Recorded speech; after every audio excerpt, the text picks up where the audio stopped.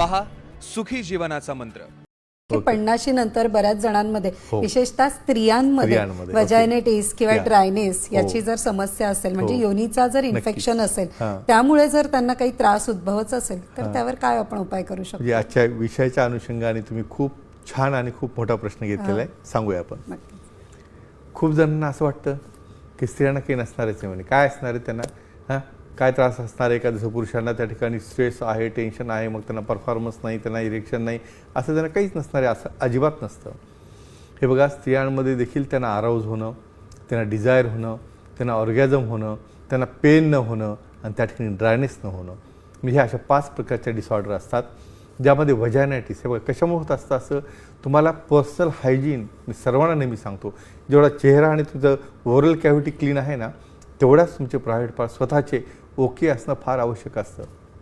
मग त्यासाठी काय वापरतात, खूप जण वाटतं मी कुठला हा वॉश वापरू, साबण वापरू किंवा आणखी त्यामध्ये आतमध्ये वॉटर टाकून क्लीन करू, नाही असं केल्याने देखील इन्फेक्शन होत असतं, कारण नेचर स्वतःच त्याला क्लीन करत असतं।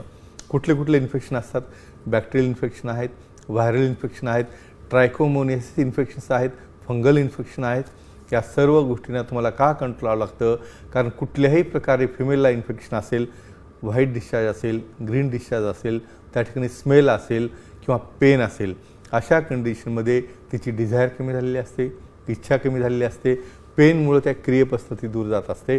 मग अशा केसमध्ये अँटीफंगल एजंट्स आहेत, अँटीबायोटिक्स आहेत, हा पुढचा रोल आला। खूप जणांकडे मी असं पाहिलं आहे, साधं क्लिनिंग देखील त्या ठिकाणी ते करत नाहीत आणि त्यामुळे युरिनेशन पास करताना बऱ्याचदा त्या ठिकाणी इन्फेक्शन व्हायला लागतं। खूप केसेसमध्ये मी असं पाहिलेलं आहे की कॉन्टॅक्ट आल्यानंतर तसंच त्या ठिकाणी पडून राहणे। एक सायंटिफिक स्टडी झालेली आहे, कॉन्टॅक्ट झाल्यानंतर 10 मिनिटाच्या आत तुम्ही जाऊन युरिनेशन केलं, मेल असो फिमेल असो, हे सर्व बॅक्टेरिया त्या ठिकाणी वॉशआउट होतात, इन्फेक्शन कंट्रोलमध्ये येतं। म्हणून एकच सांगेल की लैंगिक स्वास्थ्य, पर्सनल हायजीन, मेल असो फिमेल असो, हे अतिशय आवश्यक असते आणि हे जर ठेवलं तर नक्कीच तुमचं आयुष्य हे सुदृढ होऊ शकतं।